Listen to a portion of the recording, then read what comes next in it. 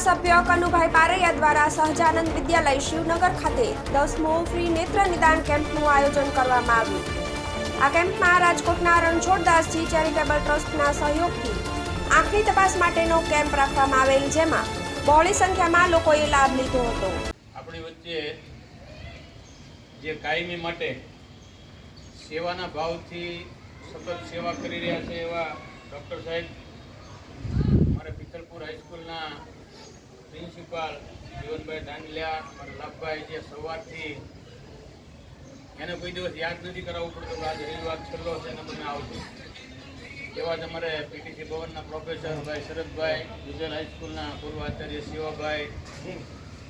ડાભી, અમારે યુનિવર્સિટીમાં senate number છે એવા જ અમારે ચેતનભાઈ ભાઈ એનડી,